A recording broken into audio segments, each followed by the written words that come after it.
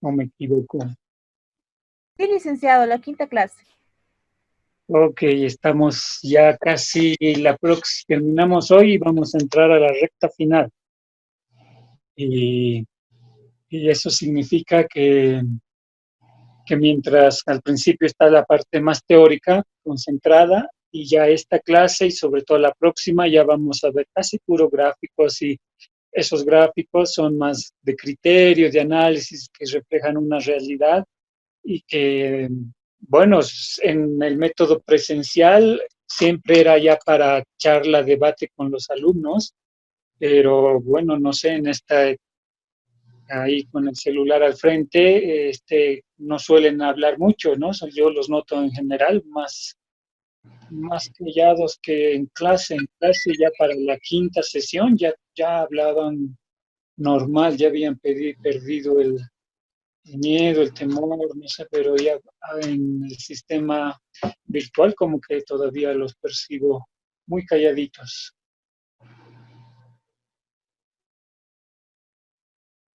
¿No ve?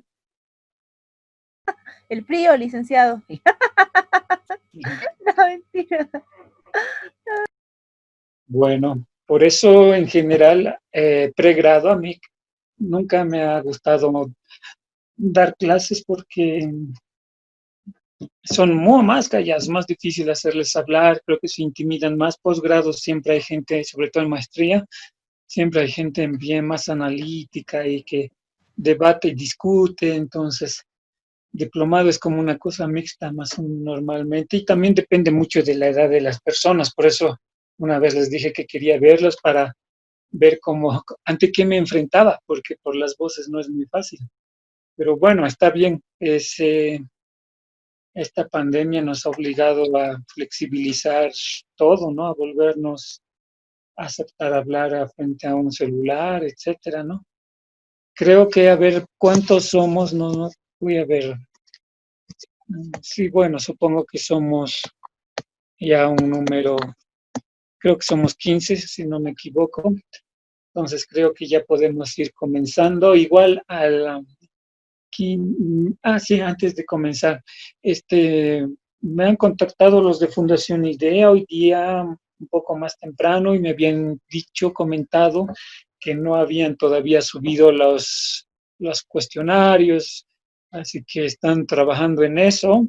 Lo que sí me han dicho es que va a estar habilitado hasta el domingo 9, eh, el examen 1, 2, y son tres, ¿no? Porque son tres temas los que hemos visto. Entonces, van a estar habilitados hasta el domingo 9, hasta las 23:59. Entonces, ustedes ya deben saber cómo ingresar y todo hacer y cómo responder. Así que ahí eso tenía que informarles. No han podido ingresarlo hasta el martes todo el día, que era ayer, porque tenían mucho trabajo. Entonces, eso quería informarles. Lo otro es que también he estado leyendo el foro 1 y que ya creo que incluso ha cerrado, y el foro 2 que ya han empezado también a responder. Interesante, interesante, siempre es bueno leer otros criterios, ¿no? Y ahí también sí vamos a tratar de hablar de uno de esos temas que se puede que son muy interesantes.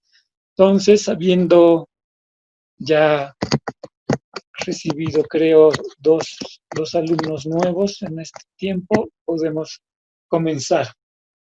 Hemos quedado en la semana o la clase pasada, en realidad, en que íbamos a ver el tema del UNASUR, que es lo que nos toca ver. Así que les voy a compartir. Ya, ahí ya deben estar todos viendo, ¿no?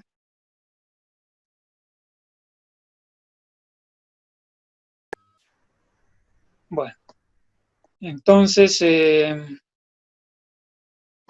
ustedes han debido escuchar del tema del UNASUR, que ha estado de moda desde el año 2008, 2010, y no es un proceso de integración económica propiamente, ¿no? Este es un espacio de diálogo político en el que se trata de hacer converger entre uno de sus objetivos a los dos procesos de integración económica en esta parte de Sudamérica, la Comunidad Andina y el Mercosur.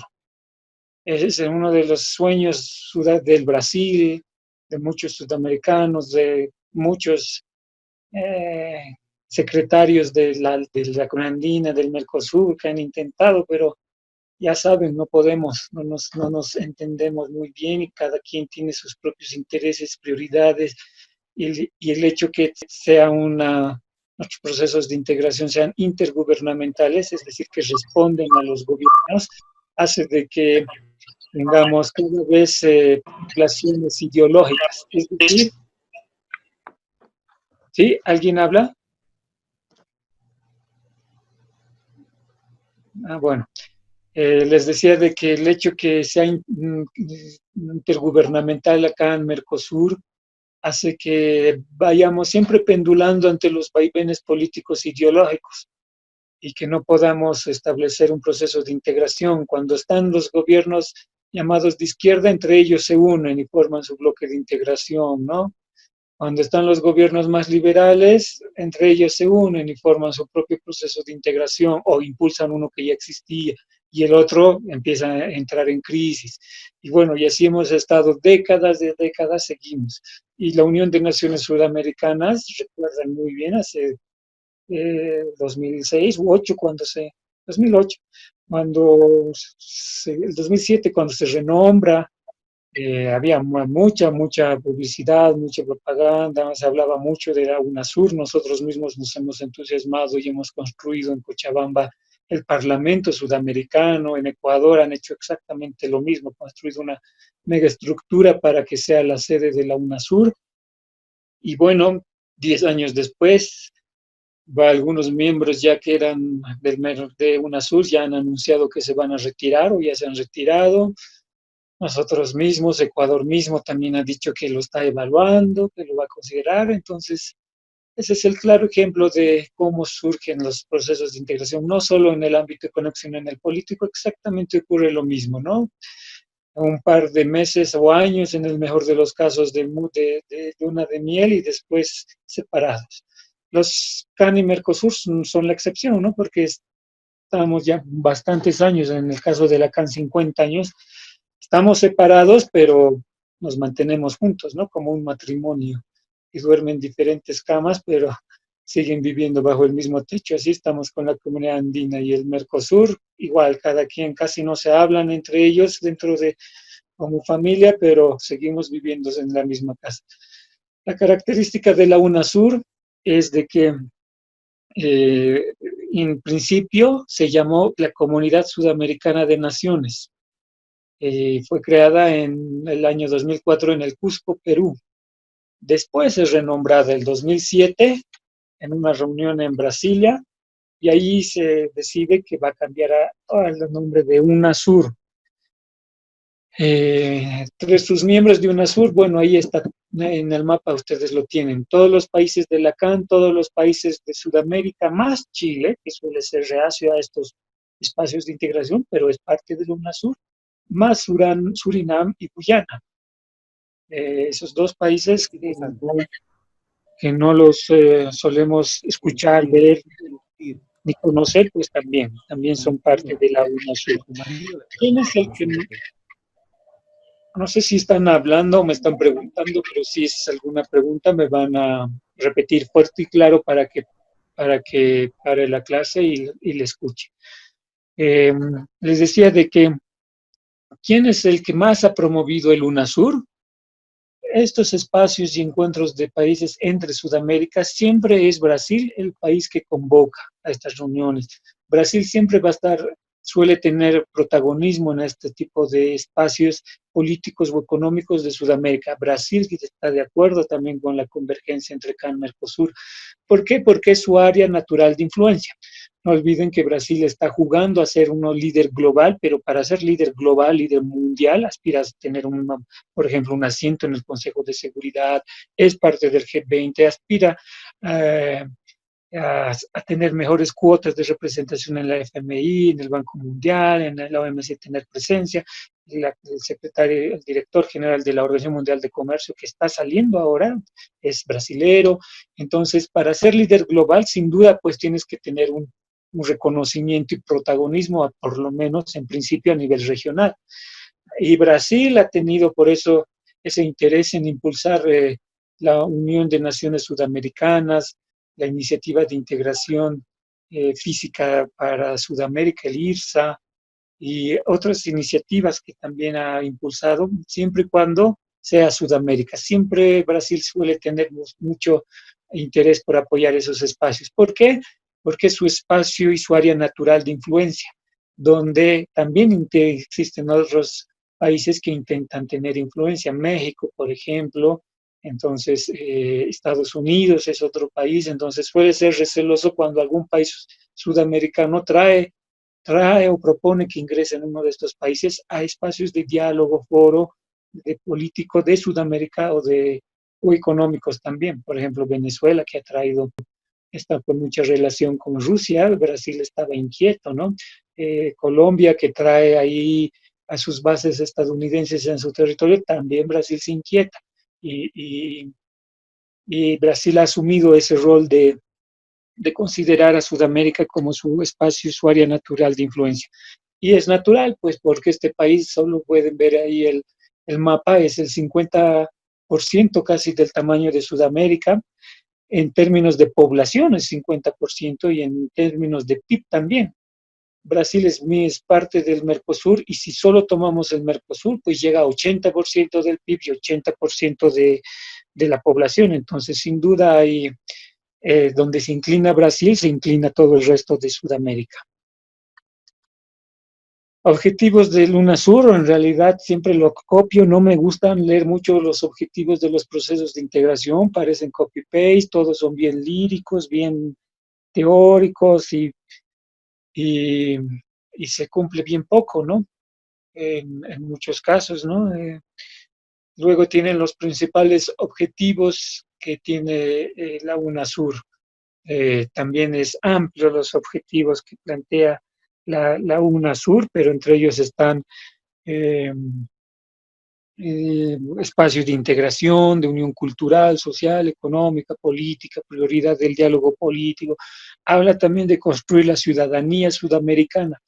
Y esta es una característica de los procesos de integración de nueva generación. Si antes eran estrictamente comerciales, hoy los procesos de integración siempre tienen otros componentes, además del económico comercial, por ejemplo, este social. Y el social es migración, pero también es ciudadanía. La CAM, por ejemplo, ha trabajado este tema de la ciudadanía andina a partir de un pasaporte, ¿no? Que Bolivia lo utiliza y que dice Comune Andina, ¿no? Y además todos podemos viajar con carnets a cualquier país miembro, pero el Mercosur también ha hecho lo propio y también tiene su pasaporte y, y bueno, el UNASUR aspira a construir algo similar y además trabajar en el tema de migración. Además, entre otros de sus objetivos está de la concertación de la política exterior y proyección internacional de Sudamérica. Bueno, qué teórico, pero hasta una de las críticas severas que tiene la Unión Europea, que ya sabemos en qué fase de integración está, que es bastante avanzada. Siempre una de las críticas que se le hace a la Unión Europea es la incapacidad de tener una política exterior común. Los franceses tienen una cierta opinión sobre Siria, por ejemplo, los alemanes tienen otra opinión sobre Siria, los españoles otra, y nunca pueden tener una posición común. Bueno, pues según UNASUR, nosotros vamos a construir un espacio en el que también podamos tener una proyección internacional y una política exterior común, según sus objetivos. Luego, una integración económica o la convergencia entre CAN y Mercosur. Bueno, ya creo que hemos hablado mucho de CAN, Mercosur, cada uno con sus vaivenes internos muy lejanos de converger en algún momento, ¿no? Entre CAN y Mercosur, por lo menos a corto plazo. Luego, otro objetivo, la integración física, energética y de telecomunicaciones. Estos tres temas ya siempre ingresan en los procesos de integración nuevos o modernos, ¿no? La integración física, carreteras, no olviden, por ejemplo, China anda construyendo la ruta de la seda, que es toda una red ferroviaria y vial, ¿no? Por Asia, que incluso llega hasta la África a través de transporte multimodal, porque es la forma en que también se incentiva el comercio. La energética, bueno, en el ámbito de la cuenca andina hemos estado haciendo las interconexiones eléctricas entre Ecuador-Perú, entre Perú-Colombia, entre Colombia-Venezuela, entre Bolivia-Perú. Falta el tema Bolivia-Chile, por nuestros problemas políticos falta eso, pero también se trabaja. Y en el ámbito de las telecomunicaciones. Estos tres temas de integración física, energética y telecomunicaciones se pretende hacer como los tres pilares de la integración sudamericana, algo así como lo que ha hecho la Unión Europea, que nace llamándose SECA, ¿no? La Comunidad Económica del Carbón y el Acero. Ellos trabajan a partir del carbón y el acero, lograron en sus inicios, en su génesis, construir la Unión Europea. Y bueno, nosotros a partir de la integración física, energética y telecomunicaciones, pretendemos hacer algo similar, a ver qué tal nos va. La UNASUR ha tenido, bueno, ahí tienen el ¿cómo se llama? El organigrama de la UNASUR, como siempre, jefes de Estado y de Gobierno en la parte de la alta de las decisiones, que se reúne seguramente una vez cada año o cada 2 años, aunque nos han reunido en los últimos 3 años la UNASUR, porque no existe un secretario general en este momento de UNASUR. ¿Por qué? Porque, ¿cómo se llamaba? El colombiano, si alguien sabe, me avisa cómo se llamaba, no recuerdo. Un colombiano que estuvo de secretario general y era de izquierda, pues ya actualmente los países ya son menos los que tienen tendencia de la izquierda, entonces no se ponen de acuerdo quién va a ser el secretario general. Y UNASUR ha pasado ya, no sé si 1, 2 o hasta tal vez 3 años sin secretaría general. Luego tienen el Consejo de Ministros de Relaciones Exteriores, debajo del Consejo de Jefes de Estado y de Gobierno, lo cual significa que cuando ven ahí ustedes jefes de Estado y de Gobierno, es presidencialista, es decir, que responde sobre todo a la simpatía y al estado de ánimo de los presidentes, ¿no? Y este es un claro ejemplo de que UNASUR responde a la voluntad política de los gobiernos. Eh, Luego tiene el Consejo de Delegados y Delegadas y el Secretario General. Bueno, y hay otras instancias sectoriales como los consejos sectoriales. UNASUR también ha actuado no solo en el ámbito político, sino en las crisis políticas que han ocurrido en dos países, ustedes recordarán, una en Bolivia y otra en Ecuador. En ambos eran problemas de gobernabilidad que hemos tenido y que la UNASUR ha intervenido, ¿no? Y una característica de la UNASUR es que no cuenta con mecanismos de solución de controversias, más que la mediación entre los países en disputa. Y la mediación simplemente es interponer buenos oficios, ¿no? Y tratar de convencer a las partes de que lleguen a un acuerdo. El secretario general es designado cada 2 años y renovable por una sola vez. Ernesto Samper, aquí lo tenía anotado, es el nombre del último secretario general, que fue también muy cercano a Evo Morales, que lo apoyó, lo respaldó junto con varios gobiernos de izquierda, y actualmente Ernesto Samper ya terminó su mandato, pero no, los países de UNASUR no han sido capaces de ponerse de acuerdo quién va a seguir.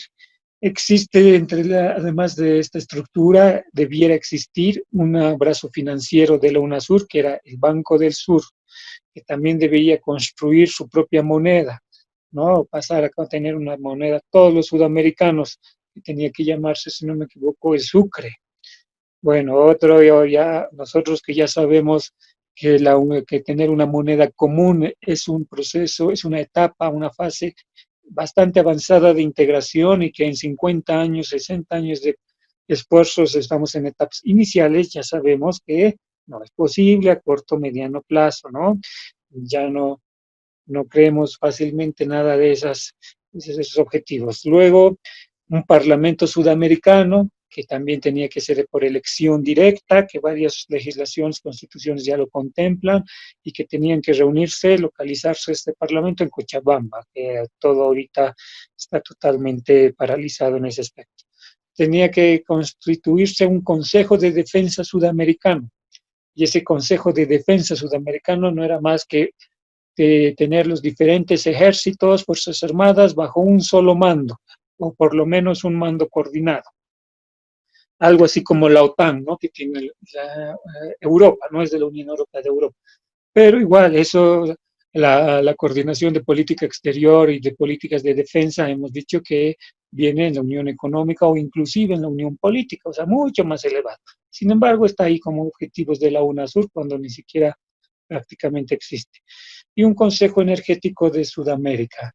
Bueno, este Consejo Energético tenía también iniciativas, un proyecto del anillo energético sudamericano, que venía, en teoría tenía que venir un tremendo oleoducto desde Venezuela, atravesar todo el Amazonas y tenía que distribuirse a todos los países del cono sur sudamericano, que, no, que son importadores netos de petróleo. Bueno, que eran, porque Brasil en los últimos años, de los que siguen monitoreando las noticias de estos temas, saben de que han descubierto grandes cantidades de petróleo, además de bolsones de gas, en su costa.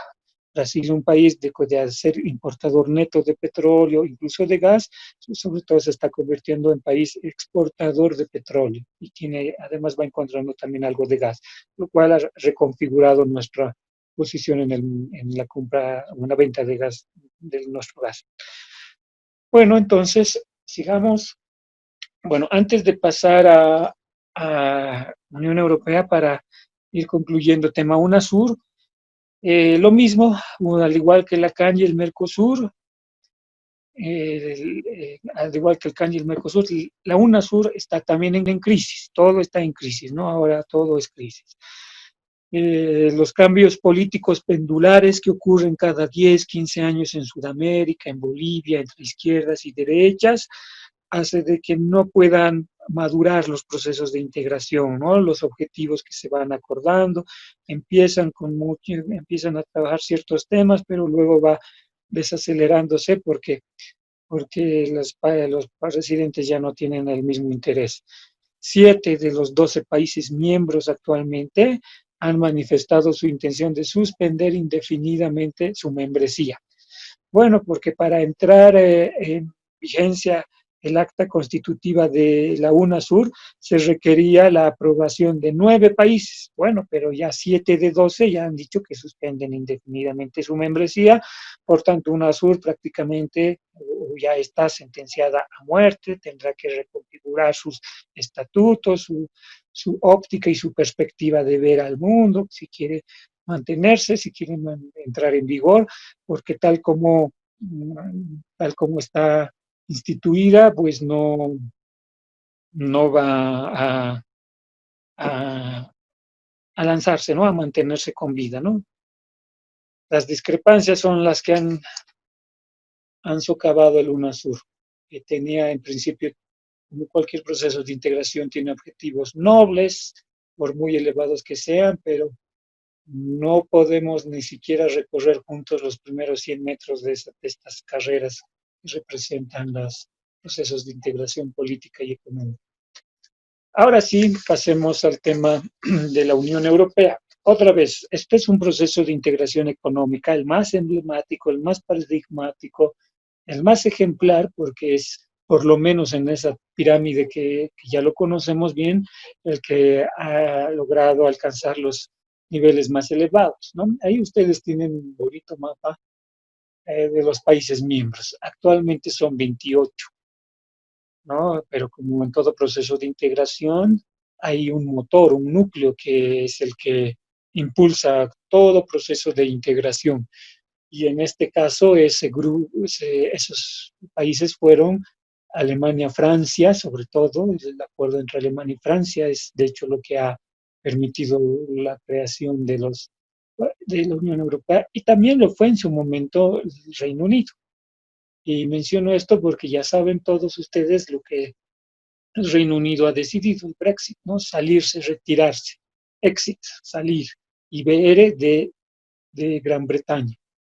Entonces el Brexit es lo que pone ahora a prueba a la Unión Europea, el proceso que había sido ejemplo en el que muchos procesos de integración se inspiraron en su estructura y en sus mandatos y en sus objetivos para construir sus propios procesos de integración y bueno, habrá que ver si la Unión Europea sigue avanzando hacia perfeccionándose como unión económica o incluso ingresa a pensar en una unión política o tal vez empiece a retroceder, ¿no? Empiece a haber otros países que también empiezan a desmembrarse.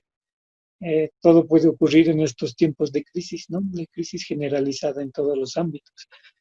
Eh, ¿Cómo se ha construido la Unión Europea? Por supuesto, sus orígenes de la Unión Europea es después de la Segunda Guerra Mundial. Y esta queda Europa tan devastada de que eh, ellos se dan cuenta que, bueno, después de haberse destruido entre ellos, habían debilitado su posición en el mundo. Para empezar, Inglaterra ya no era la potencia mundial como era, y si no había quedado en segundo lugar al menos, porque Estados Unidos ya era la primera potencia. ¿Y por qué queda Estados Unidos de primera potencia? Porque simplemente Estados Unidos financia la guerra y vende armamento a ambos bandos de los que se estaban peleando. Entonces, terminada la guerra, los europeos destruidos y terminada la guerra, los estadounidenses con muy buenos recursos por haber vendido mucho material bélico, por haber ganado la guerra, mucho efervescencia política nacionalista, pero además en Estados Unidos no había sido devastada, destruida sus ciudades, no tenía que reconstruirse. En cambio, Europa sí. Entonces, ante ese contexto de que las ciudades estaban devastadas y además ya se percibía la pugna y la guerra fría entre la rivalidad entre Estados Unidos, que promovía un modelo liberal de mercado, de inversión, de capitales, y la Unión Soviética, que promovía más bien el modelo comunista, que era sobre todo un estatismo y en contra de la propiedad privada. Entonces, Europa se da cuenta que tenían que unirse si querían renacer, revivir, reconstruirse. Y en ese contexto es que Alemania y Francia deciden superar la desconfianza, los resentimientos que existían entre todos los países miembros, y es un canciller francés de apellido Schuman, Robert Schuman, que deciden, eh, eh, eh, ¿cómo se dice? Eh, Convencer a los alemanes para que eh, formen parte del SECA. ¿Qué era el SECA? En principio no era más que una propuesta por el cual se establecía una autoridad común para manejar la producción del carbón y el acero. ¿Y por qué el carbón y el acero era tan importante? Bueno, el carbón era el equivalente a un combustible, ¿no? Pero el acero era necesario para material bélico, para la industria pesada. Por tanto, si se limitaba el acceso al acero y al carbón, se tenía casi certeza de que ningún país iba a preparar para iniciar otra guerra. No olviden que Alemania queda totalmente devastada, pero ya en la Primera Guerra Mundial había ocurrido eso, ¿no? Que había estado molesta por el Tratado de Austria, creo que se llama, lo había dejado en una situación muy incómoda y en 20 años se prepara y desata otra Segunda Guerra Mundial. Temerosos los europeos para que ocurra lo mismo, dicen tenemos que establecer una autoridad común que limite el acceso al acero, porque si no, algún país otra vez se va a armar y en 20 años otra vez vamos a tener otra Tercera Guerra Mundial. Así que se ponen de acuerdo e instituyen una autoridad común para el carbón y el acero, y a esa autoridad común lo van a llamar la Comunidad Económica del Carbón y el Acero. SECA es el primer nombre que tiene la Unión Europea. Después, en 1957, van a establecer la Comunidad Europea. va a pasar de nombre, ¿no? Y hoy se llama la Unión Europea. Entonces, en principio, el contexto, el motivo por el que se crea la Unión Europea es una guerra devastadora. Y déjenme decirles, como pie de página, como comentario, que van a encontrar los que les interese leer sobre de por qué en América Latina no podemos integrarnos, o en Sudamérica por lo menos no podemos integrarnos, qué nos ha pasado, por qué nos ha faltado, por qué los europeos se han integrado. Una de las explicaciones es porque no nos hemos sacado la mugre como los europeos, que nos faltó más guerras en Sudamérica.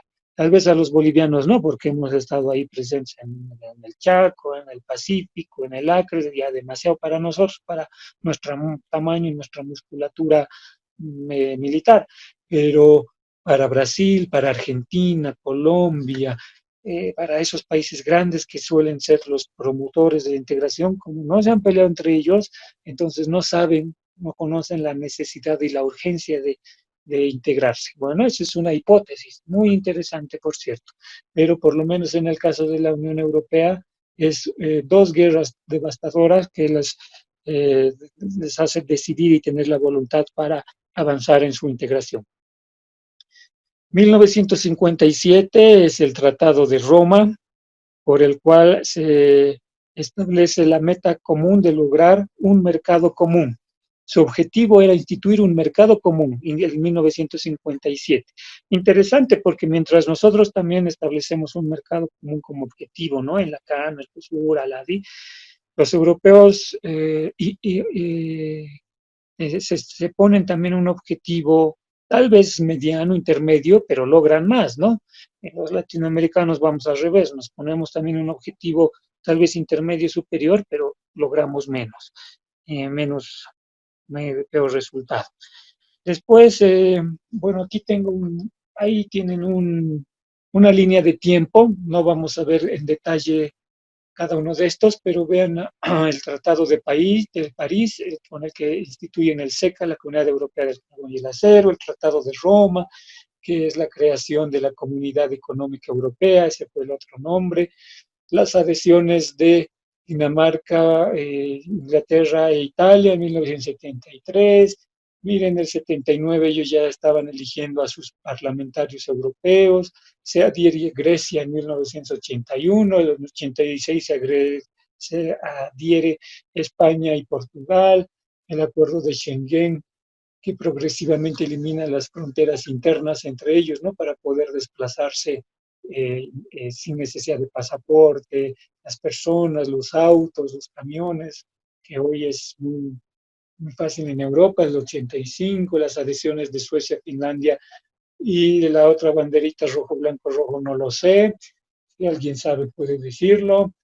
Después el Tratado de Maastricht y la entrada en vigor del euro, el año 2002. Desde el año 2002 ya empieza a circular, en realidad desde el año 99 yo tengo apuntado, bueno, ahí dice 2002, entrada en vigor del euro. Bueno, como sea, la cuestión es de que ya ya circula el euro, una moneda única, por tanto, ya no hay temor de que un país devalúe su moneda, ¿no ve? Como ocurre en nuestros países, en nuestros procesos de integración, ya no hay ese temor, ya está totalmente coordinado la política monetaria es así, una sola autoridad, hay un solo Banco Central Europeo, ¿no? Por ejemplo, que emite el circulante del euro. Se han adherido el 2007 Rumania, Bulgaria, el 2013 es el último país el 2014 que se adhiere es Croacia, haciendo un total de 28 países, de Europa de los 28. Sin embargo, en sus planes también estaba la adhesión de otros países y los que siguen el tema de integración de la Unión Europea, pues sabrán el gran debate que conmociona en la que ingresan los académicos, así como aquí en Bolivia, de tema marítimo que todo el mundo quiere hablar y todo el mundo tiene supuestamente la solución perfecta de cómo llegar al mar, cómo recuperar el mar, pues entre los europeos que se dedican a temas de integración, el gran debate y el gran tema por el que hablan y se pelean y discuten y hacen seminarios, foros, cursos, debates y demás es Turquía, se llama Turquía. Turquía estaba en los planes de adhesión a la Unión Europea, pero los que saben algo de geografía, les interesa geografía, sabrán que Turquía no es propiamente Europa. La geografía de Turquía es muy interesante porque tiene un pie en Europa, efectivamente, mitad de su territorio o parte de su territorio, y tiene otra mitad ya, que es la puerta de ingreso al Asia. Pero no solo es eso Turquía, sino que Turquía ya limita con países del Medio Oriente, de estos tremendamente inestables, como Siria, Líbano, está muy cerca de Irak, Afganistán, todo el conflicto árabe-israelí ya tiene ahí al frente a Turquía. Entonces, la Unión Europea de repente, si permite la adhesión de Turquía, estaría pues ahí frente a frente ante los conflictos más inestables del área del Medio Oriente y los europeos, muchos europeos no quieren eso, más bien prefieren mantener a Turquía como todavía ese territorio que contiene de contención. Por ejemplo, solo ahora las migraciones, bueno, no son migrantes, son los refugiados de Siria, que están escapando de Siria del conflicto interno, civil y político que tiene Siria, atravesan Turquía y su objetivo es llegar a Europa, ¿no? Y los europeos están pagando un montón a Turquía para que Turquía los retenga en su territorio. Entonces, Turquía es un país muy clave en el proceso de integración europea. Lo queremos como para contener todos los conflictos que tiene ahí el Medio Oriente o lo queremos como miembro de Europa. Como les digo, Turquía tiene el derecho de ser miembro de la Unión Europea porque tiene parte de su territorio en la Unión Europea, en Europa. Entonces, bueno, ese es un gran tema de debate que tienen los europeos. El otro tema es el Brexit, que desde el 2016 ha conmocionado, estremecido a la Unión Europea, porque casi están redefiniendo muchos temas que ya habían dado por hecho, ¿no? Casi como una refundación de la Unión Europea. ¿Qué más tenemos por acá? Bueno, aquí tenemos ya un poco de la balanza comercial de Bolivia con la Unión Europea. Hasta el 2017 es lo que tenemos en este gráfico. Y por lo general nuestro saldo comercial ha sido deficitario, ¿no? Pareciera que más bien tiende a decrecer el déficit. Ahí tenemos, además, por la parte central de su diapositiva, los principales destinos de las exportaciones de Bolivia hacia la Unión Europea. Bélgica es nuestro principal destino, sobre todo minerales, zinc. Francia, estaño y España también zinc. Es decir, bueno, por el otro lado tenemos a Alemania. No, pero eso ya es las importaciones, las principales importaciones. Pero bueno, hablando de Alemania, nuestras principales exportaciones a Alemania es nada más y nada menos que nuez. Nuez del Brasil que se llama o castaña, que nosotros lo llamamos. Y es un producto no tradicional, pero evidentemente a Bélgica, Francia, España, las exportaciones tradicionales, o sea, minería, siguen siendo las más importantes. Es decir, como en el pasado colonial nomás, no ha cambiado. Bueno, sigamos avanzando. Acá tenemos otro gráfico más actualizado al 2019 de la balanza comercial, exportaciones, importaciones y balanza comercial. La balanza comercial deficitaria. Ahí tienen que hemos empezado a ser deficitarios en realidad, según este gráfico, desde el año 2012, ¿no? Porque el 10 y 11 y tal vez años antes también posiblemente hemos mantenido algún grado de superávit en nuestro intercambio comercial. Y este es el gráfico el que me interesa que lo veamos, porque otra vez es el régimen preferencial con el que exportamos hacia la Unión Europea. En las próximas diapositivas, pero también algo ya habíamos hablado, de que las exportaciones que un país, que Bolivia hace a la Unión Europea, se sujetan, se someten a los diferentes acuerdos comerciales o preferencias arancelarias que puede existir con ese bloque o con un país determinado. En el caso de la Unión Europea, Bolivia es beneficiario de lo que se llama el SPG, que es lo mismo que el SGP, ¿ya? Que no es más el sistema de preferencias generalizado o el sistema generalizado de preferencia. Los europeos lo prefieren llamar SPG, los estadounidenses SGP, pero es lo mismo. Entonces, ¿qué es el SPG o el SGP? No es más que concesiones unilaterales, temporales, que hace un país normalmente desarrollado en beneficio de un país no desarrollado para que pueda acceder a sus mercados con productos, con cierta cantidad de productos, a cambio de, ¿no? Siempre esto está condicionado, de que sea un país democrático, que mantenga que tenga buenas responsabilidad medioambiental, que luche contra el narcotráfico, etcétera, ¿no? Es decir, se hacen privilegios, concesiones unilaterales, pero también piden algo a cambio. ¿Cuánto hemos exportado? Ustedes ahí entonces tienen en azul lo que ha entrado bajo el régimen SPG. Luego en naranja ustedes ven ahí exportaciones NMF.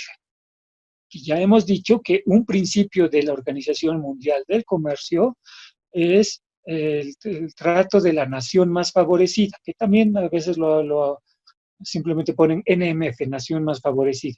¿Qué significa? Que esas exportaciones han ingresado bajo los acuerdos y principios que se dan en la OMC, bajo los acuerdos de la OMC. Y hemos entrado bajo las concesiones unilaterales, los que están en color azul. Y bueno, y en verde es el total. Entonces, ustedes pueden ver cuánto ingresamos en nuestras ventas a la Unión Europea por SPG y cuánto también ingresan por NMF, ¿no? Por el trato de la nación más favorecida. Bueno, ahí vemos las exportaciones a la Unión Europea. No es mucho, ¿no?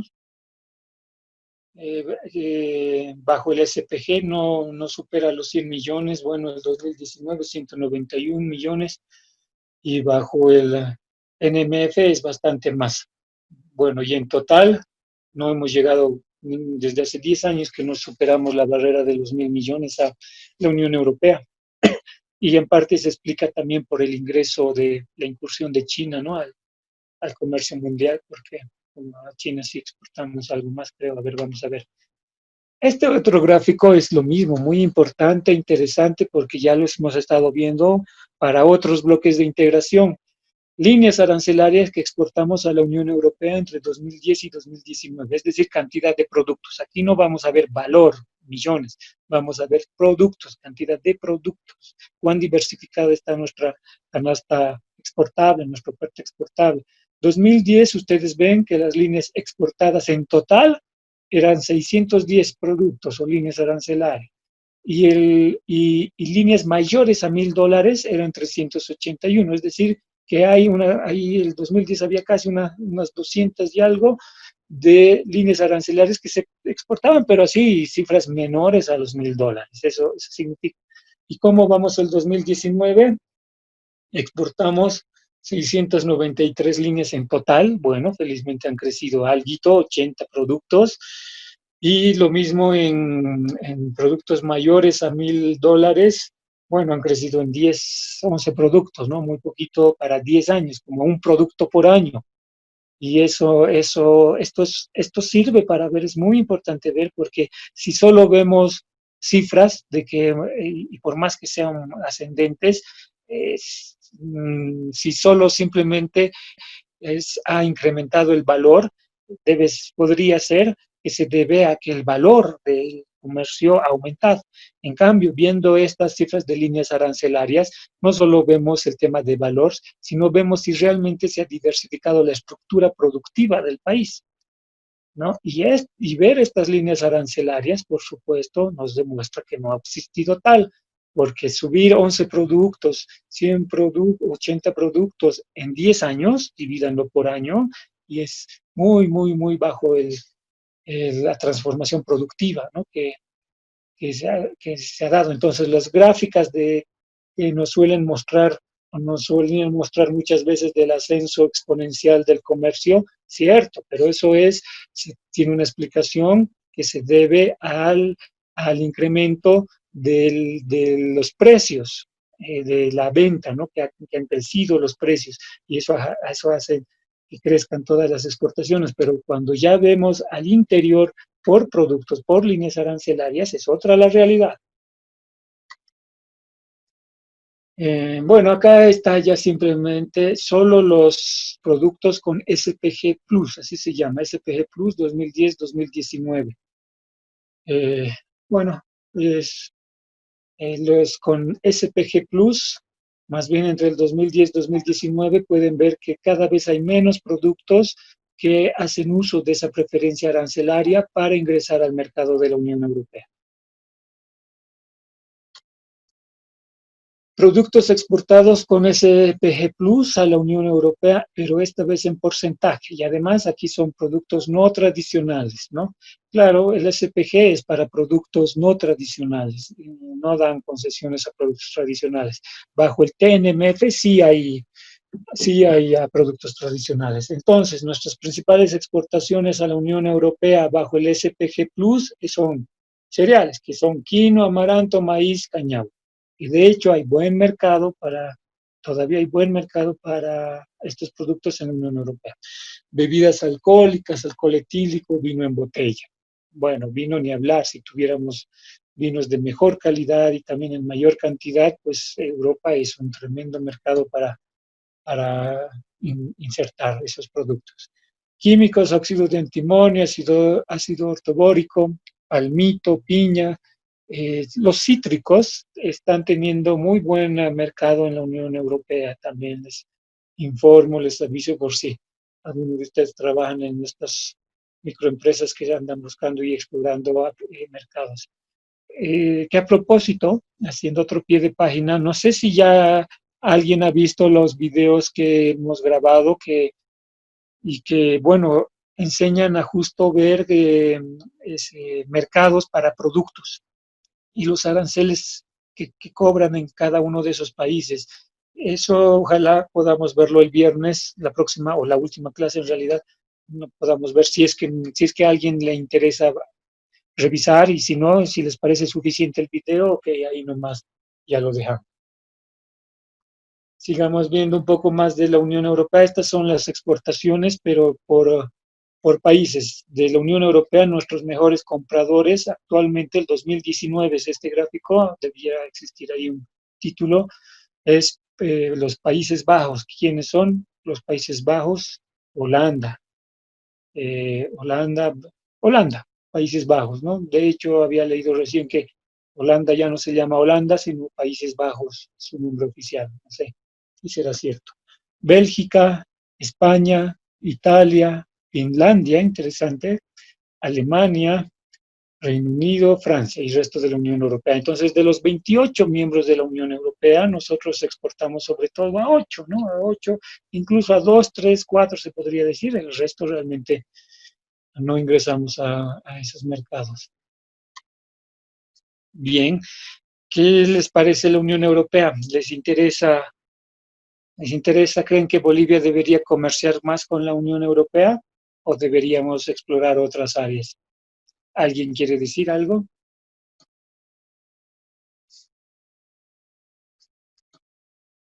Obviamente no, nadie. Todos están durmiendo con sus iconos. Bueno, entonces, como nadie quiere decir nada, veamos el tema Asia. ¿Y cómo anda Asia con sus procesos de integración? Bueno, ahí tienen un mapa interesante del Pacífico.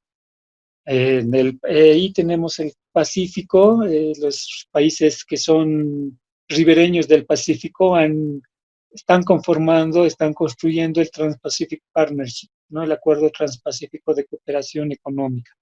Todos son países que además son liberales, es decir, que apoyan la liberalización del comercio, la facilitación del comercio, las inversiones, temas de servicios, propiedad intelectual, etcétera. Todos esos países son los más capitalistas, para decirlo de otro modo, de las riberas del Pacífico, ¿no? Que son ribereños del Pacífico. Bueno, entonces, los acuerdos de integración económica de la nueva generación ya no son entre países vecinos como la CAN, Mercosur, ¿no? Bajo ese criterio se han instituido en los 60, 70, sino ya pueden, hay sin duda aquí un criterio geográfico, ¿no? Los que están al borde del Pacífico, ok, pero ya no hay temor, ya no hay complejo de que un país de tercer mundo como el Perú se asocie haga comercio con Estados Unidos o Canadá o Australia, que son países desarrollados, ¿no? Ya se animan y firman acuerdos comerciales. Entonces, ya no es el geográfico el único criterio, sino que se amplían los criterios en las nuevas generaciones de los nuevos acuerdos comerciales. Este acuerdo en especial, el TTP, incluye a 12 países de América, Asia, Oceanía y tenía que ser la zona de libre comercio más grande del mundo porque incluye a Estados Unidos. Bueno, Donald Trump, entre sus varias decisiones que ha tomado y muchas de ellas polémicas, ha sido también suspender su adhesión o su ratificación a este acuerdo porque ya saben su posición sobre el comercio exterior, ¿no? Tiende a ser algo proteccionista, entonces está exigiendo algunos cambios en el TTP, por tanto quedó suspendido su ingreso y bueno, sin Estados Unidos ya deja de ser el, el bloque de integración más grande del mundo, que es en lo que todos quieren ser parte, ¿no? Del bloque de integración más grande, ¿no? Se cree ¿por qué es tan importante el Pacífico? Bueno, hay cursos, libros que están considerando que el Océano Pacífico va a ser el océano, el mar de este siglo, el siglo XXI. Si el siglo pasado, el XIX, XVIII, fue el Atlántico, porque por el Atlántico se ha colonizado América, se ha comerciado, han guerreado, todo, el Pacífico en adelante va a ser el epicentro del comercio mundial, de los conflictos internacionales, de la política internacional, etcétera. Entonces, por eso es importante el Pacífico, ¿no? Incluso nosotros hemos construido aquí en Sudamérica la Alianza del Pacífico, ¿no? Porque es justamente esos países que son ribereños del Pacífico, pero que quieren que toda América del Sur empiece a comerciar con países del Asia que tienen mar hacia el Océano Pacífico. Y además porque China está también sobre el Pacífico, ¿no? Y China puede ya tiene mucha influencia, mucha participación en el comercio mundial.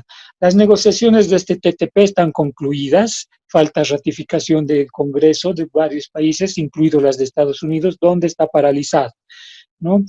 Estos países ya tienen como habitual esos temas polémicos que en la OMC todavía están ahí en la ronda de Doha, todavía no se acuerdan, no se ponen de acuerdo, o que los países de Sudamérica, algunos son reacios a incluirlo en los procesos de integración, como el tema de patentes farmacéuticos, propiedad intelectual, liberalización de servicios, compras estatales, todos esos temas de reducción de los aranceles para productos agrícolas, el tema de las normas de origen, todos esos temas aquí como sin mayor temor complejo lo tratan y se ponen de acuerdo y establecen sus acuerdos de estos bloques de integración, incluyen esos temas que son sensibles todavía para la OMC y para varios países. Además, este bloque de integración, ustedes ven que tienen ahí en sus pantallas,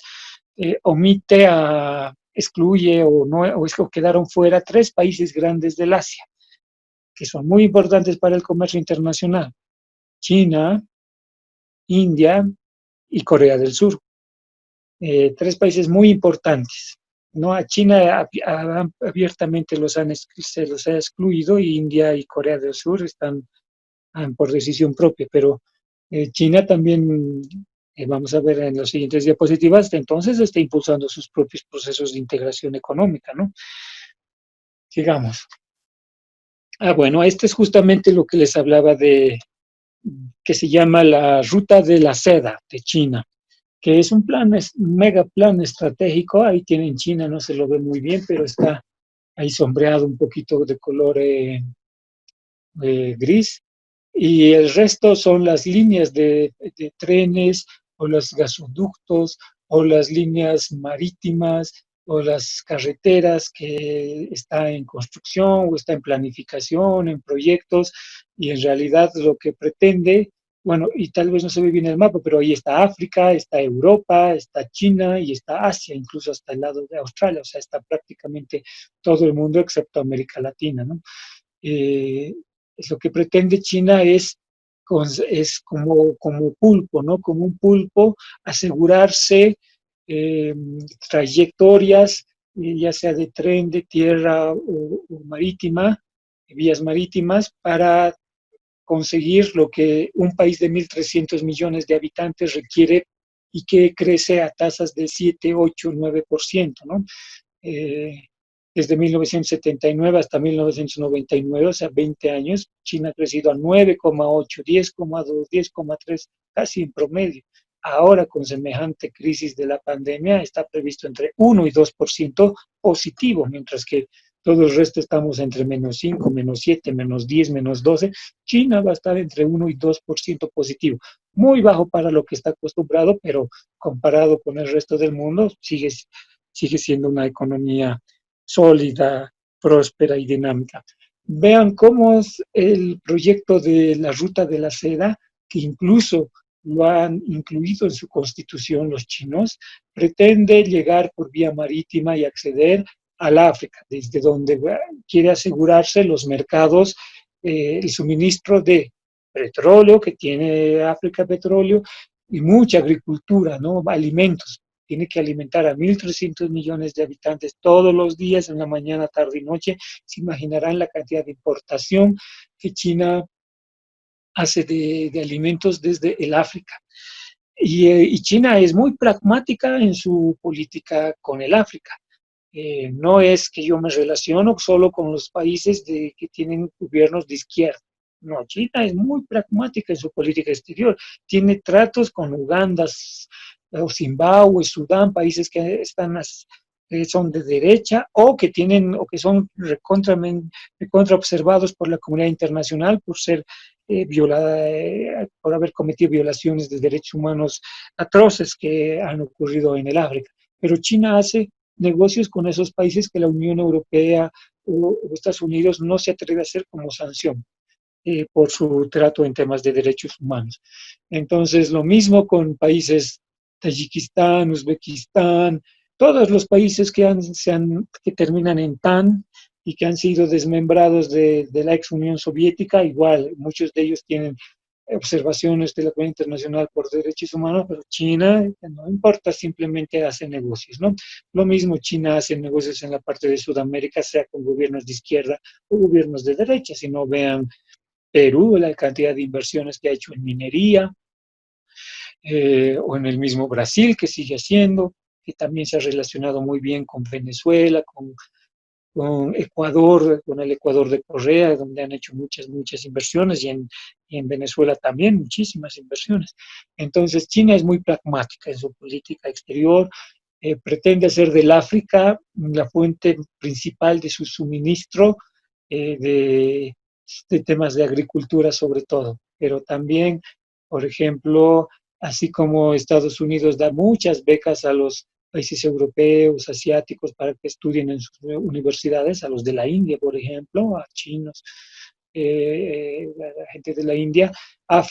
China da muchas becas a los africanos. Las mejores universidades chinas están repletas de negritos porque a los mejores se los está entrenando en China. China está haciendo del África su fuente de suministro de agricultura y de petróleo, y por supuesto también algo de minería. Y al lado europeo, bajo esa mega ruta de la seda, lo que pretende es llegar con suministros, ¿no? Por un lado, proveerse desde el África, y por el el lado europeo, llevar a través de toda una red de carreteras y ferrovía y ferrocarriles. Y por el otro lado, hacia el lado oriental, hacia el lado más del extremo del Asia, Australia, bueno, China tiene mucha descendencia, mucha gente de Tailandia, de Vietnam, de Myanmar, de Birmania, de Camboya, eh, tiene ascendencia china. Esa es ya materia de otro tema, pero eh, ha habido una gran diáspora de chinos por varios motivos hacia ese lado de esos países y por eso muchos de ellos tienen esa influencia, ¿no? De los ojos rasgados. Pero había habido muchísimo China por ascendentes chinos por esos lados y China tiene un particular interés por el control del mar de China, así se llama, y ahí tiene unas disputas por el mar territorial de China con Vietnam, con eh,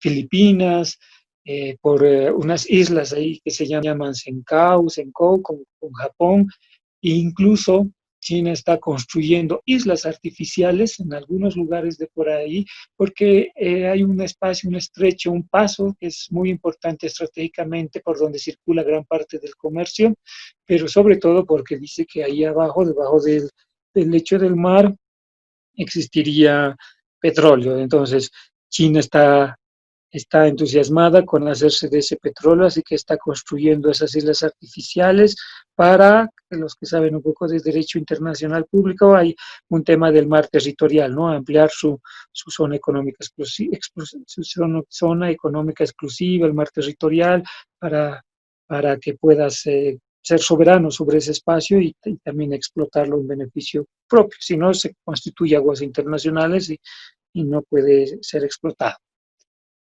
Bueno, ya hemos visto lo mejor de Europa, un proceso de integración por el Asia, China indudable, hemos visto con mucho más detalle América Latina, pero no dejemos de ver el África. Es muy interesante todo lo que ocurre en el África, conocemos y escuchamos muy poco del África, pero nos debiera interesar mucho más, al menos si ustedes lo que pretenden es abrir mercados, buscar mercados de exportación. Bueno, lo primero que les diría es no dejen de ver a Brasil, que como ven, o como vamos a ver, no sé si ya hemos visto, vamos a ver, exportamos un par de productos menudencias y están ahí al lado, y tenemos carretera asfaltada, tenemos ferrocarril y tenemos que acceder a esos mercados. Pero si quieren exportar de manera más allá de nuestro continente, igual no dejen de ver el África, es un continente muy interesante y no es la imagen que normalmente la tenemos estereotipada, ¿no? De negritos y selva y flaquitos y sin y no prósperos. África es un continente que está creciendo en promedio a 5 o 6% por lo menos antes de la pandemia. Todo el continente tiene una población de 1.300 millones de habitantes, es decir, son una China, y si bien son países casi en la mayoría países en desarrollo o incluso bajo la categoría que hace la ONU, países menos avanzados, o sea, súper pobres, eh, tiene también unas clases medias que van ascendiendo, crecientes y con mayor poder adquisitivo, y muchas tienen mucha plata, otra cosa que administran muy mal su dinero, ¿no? Como propio como también ocurre en nuestros países. Tienen sus propios acuerdos de comercio, igualito que los latinoamericanos, un montón que se sobreponen entre ellos, pero vamos a referirnos simplemente a este que es muy nuevo, muy actual, el Tratado de Libre Comercio Africano, que bueno, se llama el Área de Libre Comercio Continental de África. Son 55 países que existen en el África, esas cifras tienen que irlo aprendiendo muy bien, de los cuales de ese grupo de 55 países que hay en todo el África, son 3 los países que han decidido no ser parte de esta área de libre comercio continental de África. Nigeria, que como ustedes pueden ver ahí en las barras, en negro, en las columnas, es el país que tiene un PIB mayor, es la economía más grande de todos los países africanos y bueno, justo él no quiere ser parte de este mega acuerdo del área de libre comercio continental del África y otros bastante más chicos y pobres como Benín y Eritrea. Pero todo el resto ha decidido establecer un área de libre comercio en todo el África. Lo han venido negociando ya desde el año 2015 y hasta el momento han ratificado 44 países, 44 de 52. Y para que entre en vigor se necesita la ratificación de 22, es decir, que este proceso de integración va avanzando bien, como en principio, por lo menos, y su objetivo es establecer un mercado continental común, o sea, un mercado común. Ya saben ustedes cuál es el nivel y qué implica, ¿no? Zonas de libre comercio, de disminución de aranceles de bienes, servicios, movilidad de personas, de capitales, de mano de obra, etcétera. Ese es un objetivo. En realidad han estado negociando desde el 2012, no desde el 2015, desde el 2012, en 8 rondas de negociación. Y se ha prolongado hasta el 2017, cuando han empezado a ya ratificar los países el acuerdo constitutivo. Se calcula que va a incrementarse el comercio entre los países del continente africano en 52%, el comercio intraafricano, porque el África es el que comercia menos entre ellos mismos, más exportan a Europa que comerciar entre ellos mismos, ¿no? Entonces, una buena forma de generar, de hacer del comercio un desencadenante del crecimiento económico y por ende del desarrollo es el comercio generar comercio intrarregional. Y mientras nosotros nos autocriticamos porque el comercio intrarregional en la CAN Mercosur está entre el 12 y 15%, cuando hace 20 años en su mejor época estaba por el 15, 20, 25% en algún momento, los africanos, su comercio intrarregional no supera el 5, 7, 8%. O sea, mínimo, que no se conocen, no comercian entre ellos. Casi la mayoría lo exportan a Europa, o sea, entre ellos, ¿no? Bueno, esto es entonces lo que ocurre en el África. Les diría de que hay varios procesos de integración por ese lado, pero este es el más moderno, el más reciente y vendría a ser un bloque gigante, ¿no? Porque es de las dimensiones de todo lo que es la Unión, todo lo que es de China, ¿no? 1.200, 1.300 millones de habitantes. Muy bien, habríamos con eso visto los procesos de integración económica con bastante detalle de América Latina, ¿no? Los más emblemáticos, ALADI, CAN, Mercosur, algunos procesos de integración física como la Cuenca del Plata, a ver cómo activo mi, ay, creo que es. Bueno, sí, ya me ven.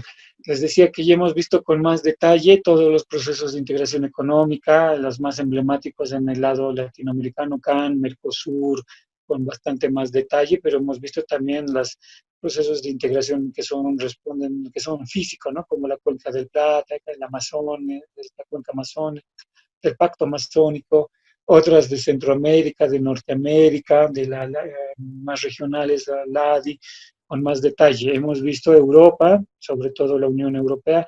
Obviamente les estoy presentando aspectos muy generales, ¿no? De estos procesos no latinoamericanos, algo en el Asia igual tienen muchos otros procesos de integración.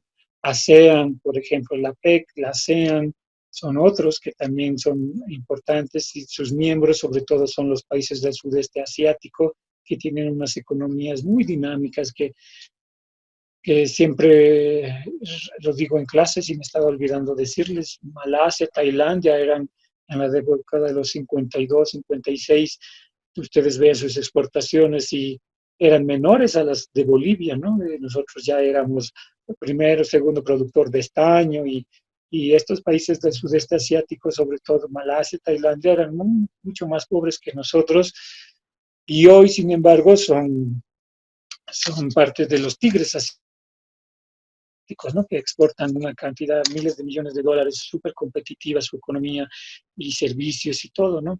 Y el 52, 56, yo no recuerdo si era Malasia o Tailandia, pero uno de esos dos países, mientras nosotros éramos el primero productor de estaño del mundo, ellos simplemente tenían prohibido cortar el cabello a sus mujeres porque lo único que exportaban eran pelucas, ¿no? Y a partir de simplemente esa exportación de pelucas han logrado diversificar su oferta exportable, sus líneas arancelarias, bueno, tienen miles seguramente en su oferta exportable, ¿no? En sus líneas arancelarias, y nosotros vamos aumentando de uno en uno cada año, de 10 en 10 cada 10 años. Entonces, queda ahí el clásico, las clásicas preguntas, así como en el ámbito del desarrollo, ¿por qué en Bolivia no se desarrolla? ¿Por qué no crece? En el ámbito de la integración económica, las clásicas preguntas es ¿por qué no aprovechamos mejor los acuerdos comerciales que hemos suscrito? Y por aprovechamiento comercial me refiero a ¿por qué no hemos diversificado las líneas arancelarias de nuestros productos que exportamos? Se mantienen o rebajan en algunos casos, o en el mejor de los casos aumentan un poquito, muy, muy, muy levemente. Entonces, el aprovechamiento comercial es un tema de debate. ¿Qué nos falta para aprovechar mejor los acuerdos comerciales de los que hemos suscrito acuerdos comerciales? Y lo mismo, se nos ha constado en concesión acuerdos unilaterales, privilegios unilaterales, que luego los vemos en más detalle, porque no solo es la Unión Europea y Estados Unidos que hacen concesiones de la Unión Europea y otros países, y sin embargo tampoco hemos aprovechado. ¿Por qué? ¿Cuál es el motivo? ¿No? Podría ser un tema de nuestra estructura productiva, que no tenemos de todas maneras oferta exportable, así que en vano nos afanamos de repente abrir, negociar una zona de libre comercio con la Unión Europea, con China, con Taiwán, con Tailandia, con la India, que 14 años hemos perdido nuestro tiempo, ¿no?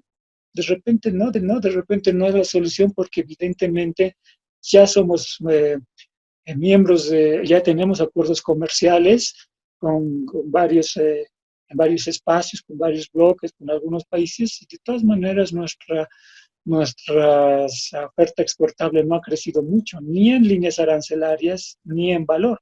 Si crece en valores, sobre todo debido a los precios de las materias primas. Entonces, de repente, o sea, es la solución establecer zonas de libre comercio con Estados Unidos, la Unión Europea, para ampliar nuestras líneas arancelarias, nuestra oferta productiva o no. Bueno, esos son temas de debate que debiéramos haber tenido en la clase presencial o las que solía tener en clase presencial. Pero bueno, si alguien quiere opinar bajo este formato digital sobre esos temas, soy todo oídos. ¿Alguien quiere?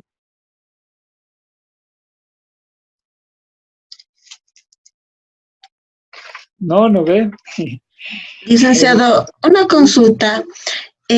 Hablando sobre, bueno, el Tratado de Libre Comercio a África, nosotros tenemos ¿qué productos se están exportando actualmente o qué relación tenemos con ese tratado o nada? Bueno, voy a adelantar un par de gráficas para dar respuesta a tu pregunta. De hecho, espero que haya puesto porque tenía un gráfico. Ahí está. Mira, ahí tenemos exportaciones totales África, puedes ver 0,02%. Nada. La respuesta a tu pregunta es nada. ¿No? Nuestras exportaciones es América Latina 45,2%, Estados Unidos 5%, Unión Europea 9%, China 4,5%, India, que es puro oro, 8,3%, Japón, que es minería, 8%, resto del mundo 8,6%, pero África 0,02%. Entonces, ahí tienes una respuesta, nada. No es un explorado, y no tenemos acuerdos tampoco con ningún proceso de integración del África, ni siquiera representación comercial tenemos, o sea, en el África negra, África, no tenemos ninguna embajada. Tenemos en Egipto, que es continente africano, pero es árabe, ¿no? Es Medio Oriente, y no hay más en el África, no tenemos nada más. Bueno, Bueno, no, nada, nada, nada de nada. Una propuesta que se escuchó en Cancillería es que deberíamos abrir Sudáfrica, que es un país que es el país más próspero de todo el continente africano y tal vez, bueno, con ellos tal vez se puede conseguir algo de comercio, algo de inversiones posiblemente, ¿no? Pero África, el resto de África, nada.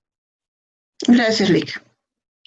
De nada, bueno, retrocederemos rápidamente, no vean, quiero mantener el rating para cuando lleguemos. Bueno, como ven, ya es puro gráficos lo que nos resta ver. ¿Alguien más tiene una pregunta o comentario? Como les decía, esta parte ya era más participativa. No sé si alguien más quiere complementar algo, preguntar algo, opinar algo.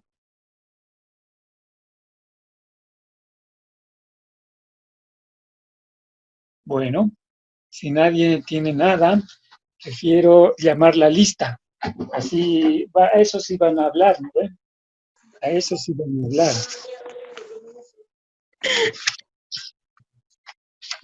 ¿Alguien creo que quería hablar? He escuchado a alguien que hablaba, pero no sé si era un problema del micrófono eso, o estaba animándose a hablar. Lisen, una consulta. Reymar le habla. Sí, dime. Lisen, buenas noches. Sí. Una consultita. Dale, te escucho. Y si no exportamos nada, digamos, a algún país, pero está dentro de un acuerdo, ¿eso influiría en que ese acuerdo desaparezca o se termine? Si es que hubiéramos establecido un acuerdo de libre comercio, por decirte, con Nigeria, con Uganda, Burundi, lo que sea, y no se ha exportado nada, no desaparece. No desaparece, pero normalmente esos acuerdos de complementación económica o tratados de libre comercio establecen en sus cláusulas mecanismos de revisión cada cierto tiempo, cada año, cada 2 años, para perfeccionar. Y seguramente si el intercambio comercial ha sido 0, 100,000, $200,000, así cifras muy menores, entonces posiblemente decidan ponerlo en hibernación, vamos a congelarlo o simplemente cancelar, ¿no? Pero ningún país difícilmente se va a poner a suscribir, a negociar acuerdos comerciales con un país con el que realmente no exista intercambio comercial. Si bien a veces, como fue el caso en la apertura de embajadas en Irán, en Nicaragua, habían otras motivaciones, ¿no? Intereses políticos y afinidades ideológicas que han llevado a esa decisión, aunque luego el intercambio comercial ha sido mínimo. O incluso Egipto, estaba revisando el intercambio comercial con Egipto, igual es muy menor. No tengo ningún gráfico de eso, pero son miserias, son centavos los que se intercambian entre Bolivia y Egipto, y sin embargo tenemos una embajada desde muchos años atrás, y me decían que no hay interés en cerrarla, porque bueno, ahí la motivación parece que es ya de turismo, ¿no? Hay mucho boliviano que llega por a esos países, entonces, en términos de temas de embajadas, por lo menos, no solo son criterios comerciales los que se establecen embajadas, y en términos exclusivamente de comercio, no se suscriben fácilmente acuerdos de comercio con un país de manera bilateral, con un país que no tienes potencial casi seguro de crecer, o que ya tiene mucho comercio. Por decirte, nosotros tenemos mucho comercio en este momento con Emiratos Árabes Unidos, mucho. Nos están comprando 800 millones en oro, en barras de oro, 800 millones. Se ha convertido en nuestro quinto socio en los 4 últimos años, y un momento a otro ha aparecido entre nuestros socios principales. Entonces, de repente sí hay interés en establecer un acuerdo de libre comercio con Emiratos Árabes Unidos, y de repente en 5 años el precio del oro baja, se cae, se derrumba, qué sé yo, entonces pasa a ser 0 o muy poco, y y no por eso desaparece inmediatamente el acuerdo o el Tratado de Libre Comercio, pero sí todo acuerdo establece mecanismos de revisión de esos acuerdos y seguramente si son muchos años que no hay intercambio, pues deciden cancelarlo, ¿no? Para ya ni reunirse para esas reuniones anuales, porque es pérdida de tiempo. Gracias, Lisa. ¿Ya alguna otra consulta? Ya, bueno, entonces esta vez vamos a vamos a cambiar la metodología del llamado de la lista, porque entre mis papeles no encuentro dónde está la lista, tal vez lo he dejado en mi escritorio de mi oficina, así que, ¿cómo funciona? A ver, a ver, a ver, exacto, empiecen a poner sus cámaras para que yo salude. Helen Rodas, es la primera que sale en mi pantalla por lo menos. Helen Rodas, tu Presente. segundo apellido, ¿Perdón? tu segundo apellido, Helen Rodas. Ocio. Listo, gracias, Helen. Doble S. Muy bien, gracias. Solo veo a alguien que dice Landa. ¿Cuál sería el nombre de Landa? Marcelo Landa González, doctor. Listo, gracias Marcelo. Marcelo Landa González. Abajo veo a Eva Aguilar. Presente. Eva Aguilar Aguilares. 2 veces Aguilar. Muchos saludos, Eva. Licenciado, Luego, una compañera ha dejado un comentario en el chat, Ingrid Herrera, que dice, debo retirarme por una emergencia. Sí, hace unos 5 minutos ha mandado ese chat. Sí. bueno, díganle a Ingrid Guerrera que me han pasado su recado y ya les he escrito en mi lista.